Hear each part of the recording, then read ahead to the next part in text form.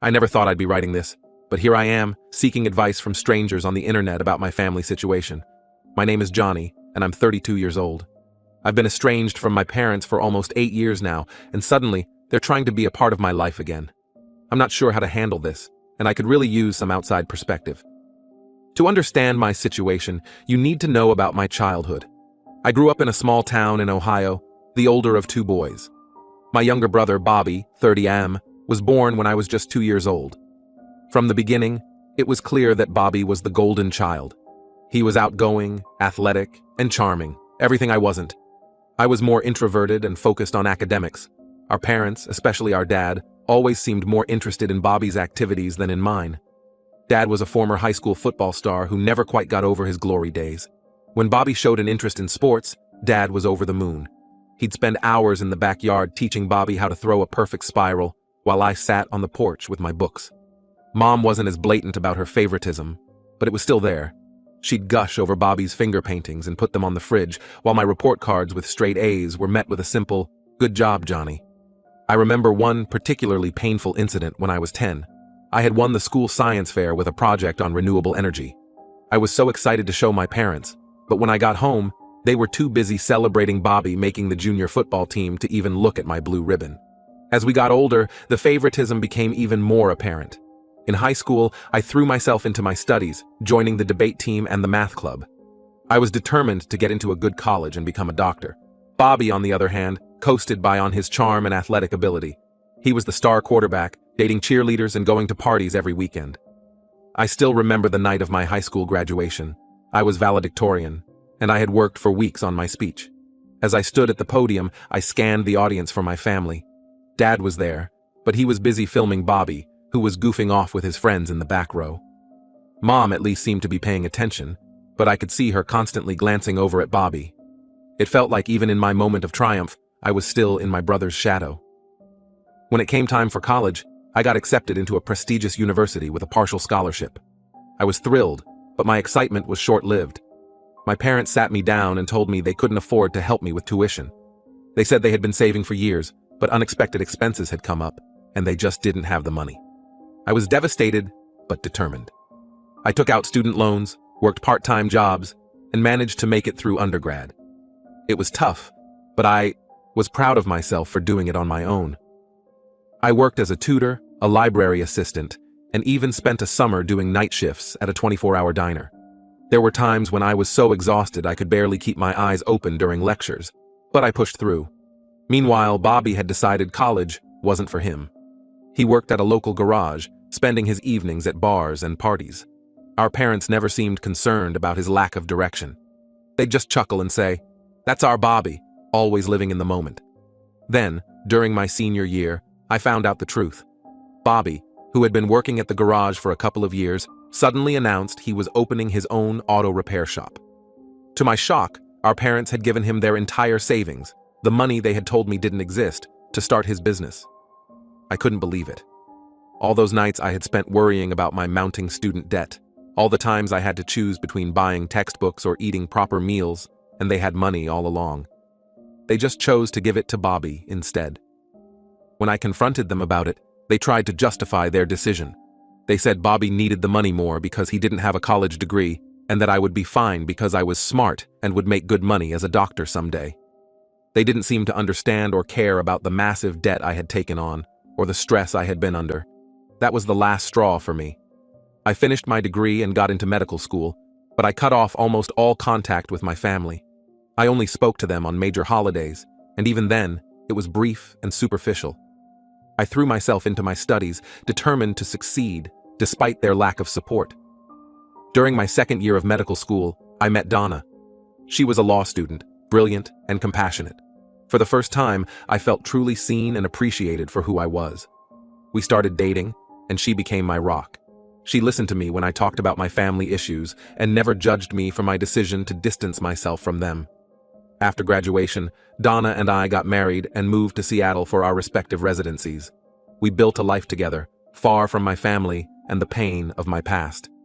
2 years ago, we welcomed our daughter, Lily, into the world. Becoming a father made me reflect on my own childhood, and I promised myself that Lily would always feel loved and supported, no matter what path she chose in life. Fast forward to now.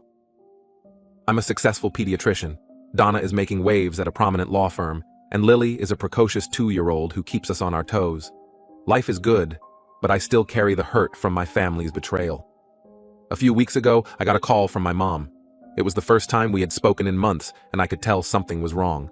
She was crying, saying that Bobby's business had failed and he had moved back in with them. Apparently, he had made some bad decisions, gotten into debt, and was now unemployed. My parents had to remortgage their house to help him out. Now, suddenly, they want to reconnect with me. They've been calling and texting, asking to visit and meet their granddaughter. My dad even sent me an email talking about how proud he is of my success and how he wants to make amends. Part of me wants to give them a chance. After all, they're my parents, and I do miss having a family. I think about Lily and wonder if I'm depriving her of grandparents. But another part of me is angry and hurt. It feels like they only want me in their lives now because Bobby has disappointed them, and they need someone to be proud of. I don't know what to do. Should I give them another chance? Should I keep them at arm's length? Or should I just maintain the distance I've established over the years? Donna thinks I should at least hear them out, but she's also protective of me and doesn't want to see me hurt again. She's offered to be there when I talk to them, as a buffer and support system. I'm torn between the desire for family and the need to protect myself from further pain. The thought of letting them back into my life terrifies me. What if they hurt me again? What if they try to use me as a financial safety net now that Bobby has fallen from grace? But then I look at Lily and wonder if I'm letting my past affect her future. Any advice would be greatly appreciated. How do I navigate this situation without becoming a doormat or letting my anger control me? How do I protect my own family while potentially rebuilding relationships with my parents? I feel like I'm standing at a crossroads, and I'm not sure which path to take. Update 1. Thank you all for your responses. I've read through every comment, and I appreciate the different perspectives you've shared. I wanted to give you an update on what's happened since my original post. After much consideration and many long talks with Donna, I decided to meet with my parents, but on my terms. I suggested we meet at a neutral location, a quiet cafe near my workplace, without my wife or daughter present. I wanted to hear them out without immediately involving my new family. The days leading up to the meeting were filled with anxiety. I found myself snapping at Donna over little things and having trouble sleeping. The night before, I sat in Lily's room long after she had fallen asleep, watching her peaceful face and wondering if I was making the right decision. The morning of the meeting, I arrived at the cafe early. I chose a table in the corner where we could have some privacy. As I waited, I couldn't help but remember all the times I had sat waiting for my parents to show up to my events, debate competitions, science fairs, even my high school graduation party. They had always been late, usually because of something involving Bobby, but this time, they were early. I saw them through the window, walking towards the cafe. They looked older than I remembered, more worn down. My mom's hair was fully gray now, and my dad seemed to have shrunk somehow, his once broad shoulders now slightly hunched. They entered the cafe, and for a moment, we all just stared at each other. Then my mom rushed forward and hugged me tightly. I stiffened at first, not used to such displays of affection from her, but eventually, I hugged her back. My dad stood awkwardly to the side, looking uncomfortable. We sat down, and I let them speak first. My mom did most of the talking. She started by apologizing for the past, saying they realized how unfair they had been. She talked about how proud they were of my accomplishments and how much they regretted not supporting me more. Then came the kicker.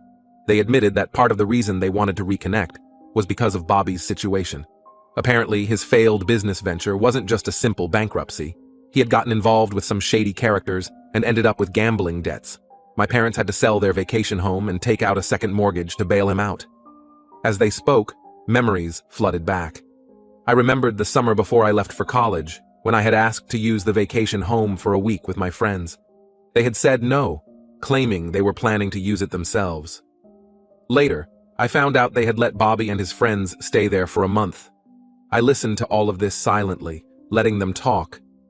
When they finished, I took a deep breath and told them exactly how I felt. I laid out every instance of favoritism, every time they had dismissed my achievements in favor of Bobby's latest whim. I told them about the nights I cried myself to sleep in college, wondering why I wasn't good enough for them to support me. I told them about the time I had to sell my laptop, a high school graduation gift from my grandmother, to pay for textbooks, about how I had to work night shifts at a diner during college, coming home smelling of grease and feeling exhausted, while they were funding Bobby's partying lifestyle. My dad tried to interrupt, to defend their actions, but I shut him down. I reminded him of all the football games he attended for Bobby, and how he had missed my debate team winning the state championship because he was at one of Bobby's games. I told them that while I appreciated their apology, it didn't erase years of hurt and neglect. I made it clear that if they wanted a relationship with me, it would be on my terms, and it would take time and effort on their part. I also addressed the elephant in the room, Bobby. I told them that while I sympathized with his situation, I wasn't interested in being his safety net or in competing for their attention again. My life, my wife, and my daughter were my priorities now. As I spoke, I could see the pain and regret on their faces. My mom was crying silently, and my dad looked like he had aged 10 years in the span of our conversation. Part of me felt guilty for causing them pain, but another part felt relieved to finally be saying these things out loud. The conversation ended with mixed emotions. We agreed to take things slow. I said I'd be open to occasional phone calls, but I made no promises about in-person visits or introducing them to Lily. I told them I needed time to process everything and that they needed to respect my boundaries. As I left the cafe, I felt a strange mix of sadness and relief. It wasn't the heartwarming reconciliation some might have hoped for, but it felt honest and necessary. I walked to my car and sat there for a long time, replaying the conversation in my mind. When I got home, Donna was waiting for me. She took one look at my face and enveloped me in a hug. We sat on the couch, and I told her everything. She listened without judgment, offering comfort and support. That night, as we lay in bed, Donna asked me how I felt. I told her I wasn't sure. Part of me felt lighter, like I had finally released a burden I had been carrying for years. But another part felt raw and exposed, like an old wound had been reopened. I'm still processing everything, but I feel like I've taken a step towards healing, even if the road ahead is still uncertain. I know it won't be easy and there's a lot more to work through. But for the first time in years, I feel like there's a possibility of having some kind of relationship with my parents again. I'll keep you updated on how things progress. Again, thank you all for your support and advice. It's given me the strength to face this situation head on. Update 2. It's been about a month since my meeting with my parents, and I wanted to give you all another update. Things have been complicated. True to my word, I've been allowing limited contact with my parents. We've had a few phone calls, mostly short and somewhat awkward. My mom has been trying hard, maybe too hard. She calls more often than I'm comfortable with and always wants to know about Lily. I've had to set some boundaries there, reminding her that she needs to earn the right to be a grandmother. Last week, she called and spent 20 minutes telling me about a toy she had bought for Lily. I had to interrupt her and remind her that she hasn't even met Lily yet, and it's not appropriate to be buying her gifts at this stage. She seemed hurt, but I stood my ground. My dad, on the other hand, has been distant. He's only spoken to me once, and it was a stilted conversation. I get the feeling he's struggling with his pride, finding it hard to admit he was wrong all these years. During our one conversation, he mostly asked about my work, as if he was trying to understand the life I've built without them. The real drama, however, came from an unexpected source, my brother, Bobby. About 2 weeks after my meeting with my parents, I received a long, rambling email from him. It was part apology, part plea for help. He wrote about how he had messed up his life, how he regretted taking advantage of our parents, and how he wished he had been a better brother to me. As I read the email, memories came flooding back. I remembered the time in high school when Bobby had borrowed my car without asking and gotten into an accident. Our parents had been angry, but they paid for the repairs without making Bobby face any consequences. Meanwhile, I had to take the bus to school for a month. At first, I was touched by Bobby's email. It seemed like a genuine attempt at reconciliation. But as I read on, the true purpose of the email became clear. Bobby was asking me for money. He had a business idea that he was sure would solve all his problems, and he wanted me to invest. I was furious. After all these years, after everything that had happened, he still saw me as nothing more than a potential source of cash. The business idea was vague and poorly thought out, something about a food truck that would sell gourmet hot dogs. It was clear he hadn't learned anything from his previous failure. I didn't respond to the email. Instead, I called my parents. The conversation was tense. I asked them if they knew about Bobby's email, and they admitted they did. In fact, they had encouraged him to reach out to me. They thought that if Bobby and I reconciled, it would help bring the family back together. I lost my cool at that point. I told them that their attempts at manipulation were exactly why I had distanced myself in the first place. I reminded them of all the times they had enabled Bobby's bad behavior, from covering for him when he cheated on tests in high school to bailing him out of jail after a DUI in his 20s. I made it clear that I wasn't interested in funding another of Bobby's schemes, and I was hurt that they would even consider asking me after everything that had happened. I told them that if this was their idea of making amends, they had a lot to learn about respect and boundaries. The call ended badly. My mom was crying again, my dad was defensive, and I was shaking with anger. I felt like all the progress we had made had been undone in an instant. After I calmed down, I talked things over with Donna. She's been my rock through all of this, offering support and a clear perspective when I need it most. We decided that for now, it's best to take a step back from my family again. The trust that was so tentatively rebuilt has been shattered, and I need time to process everything. I'm feeling discouraged and hurt, but also strangely relieved. This incident has confirmed that my instincts were right. My family still doesn't truly understand the pain they've caused or respect the boundaries I've set. It's a hard realization, but an important one. For now, I'm focusing on my own family, Donna and Lily. They're my priority, and I won't let the drama with my parents and Bobby affect the happiness we've built together. Last night, as I was tucking Lily into bed, she asked me to read her favorite story, The Giving Tree. As I read, I realized how different my relationship with her is from the one I had with my parents. I want her to know she's loved unconditionally, not for what she can give or do. This morning, I sent a brief email to my parents. I told them I needed some space and that I would contact them when I felt ready. I also made it clear that any future relationship would depend on their ability to respect my boundaries and treat me as an equal, not just as a potential solution to their problems with Bobby.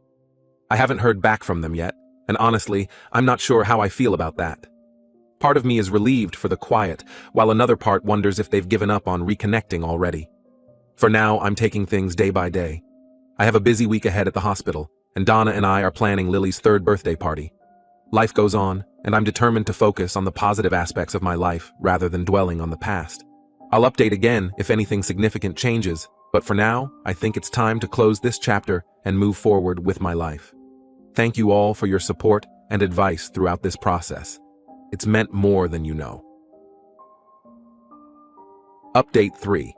It's been 6 months since my last update, and I felt it was time to share what's been happening. A lot has changed, both in my family situation and in my perspective on things. First, the situation with my parents and Bobby.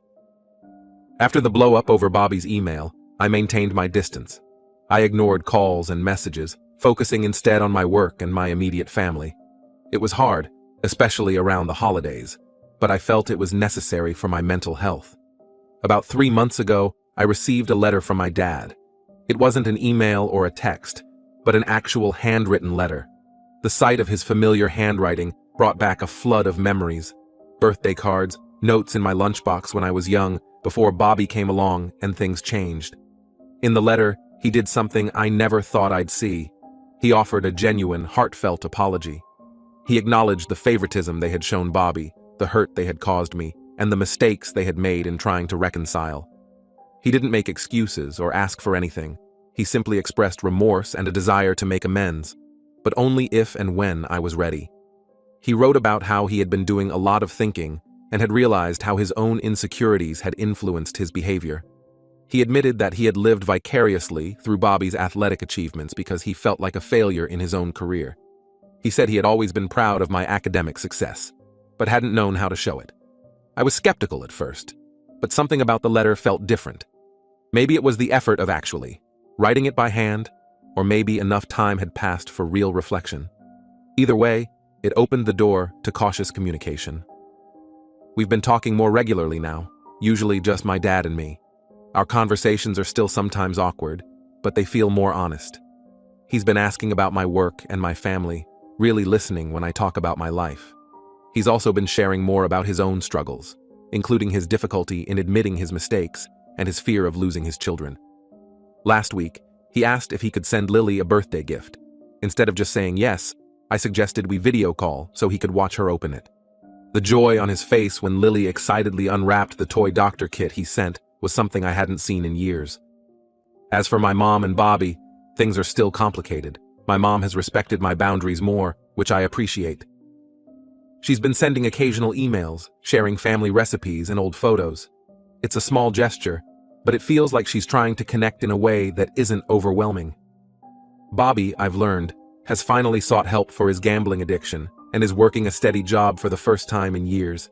He hasn't reached out to me directly, which is probably for the best right now.